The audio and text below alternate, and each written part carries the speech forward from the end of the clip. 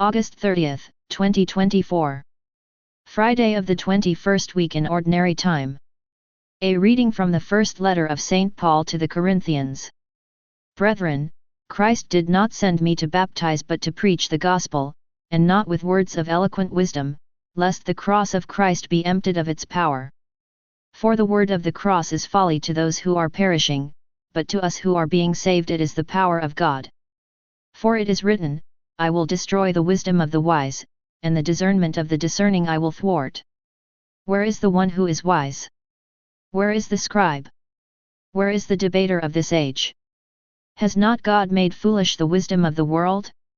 For since, in the wisdom of God, the world did not know God through wisdom, it pleased God through the folly of what we preach to save those who believe. For Jews demand signs and Greeks seek wisdom, but we preach Christ crucified, a stumbling block to Jews and folly to Gentiles, but to those who are called, both Jews and Greeks, Christ the power of God and the wisdom of God.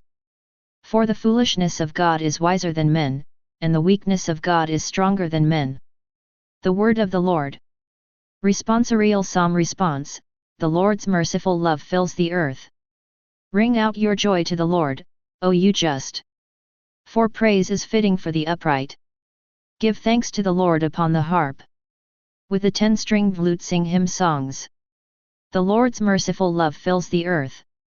For the word of the Lord is faithful, and all his works to be trusted.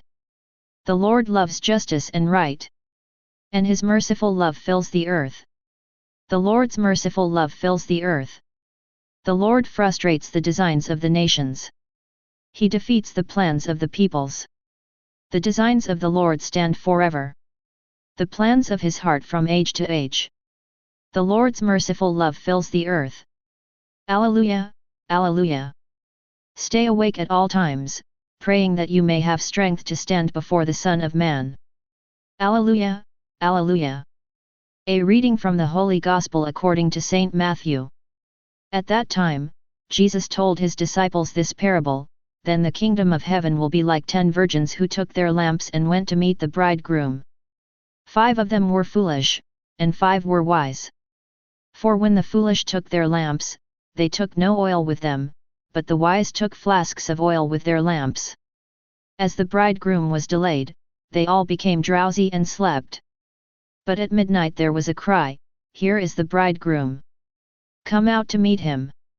Then all those virgins rose and trimmed their lamps. And the foolish said to the wise, Give us some of your oil, for our lamps are going out. But the wise answered, saying, Since there will not be enough for us and for you, go rather to the dealers and buy for yourselves. And while they were going to buy, the bridegroom came, and those who were ready went in with him to the marriage feast, and the door was shut. Afterwards the other virgins came also, saying, Lord, Lord, open to us.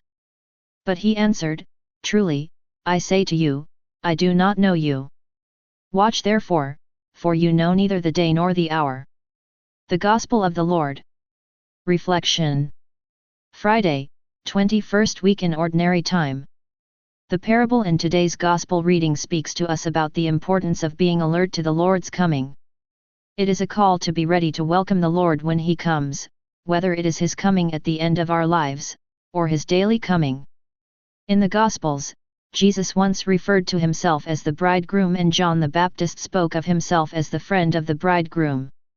We are all friends of the bridegroom, friends of the Lord, and he looks to us to be alert to his coming, whenever it happens and whatever form it takes. In the parable, the bridegroom's coming was unexpected, much later than had been anticipated. Only some of the bridesmaids were ready for the unexpectedly late arrival of the bridegroom.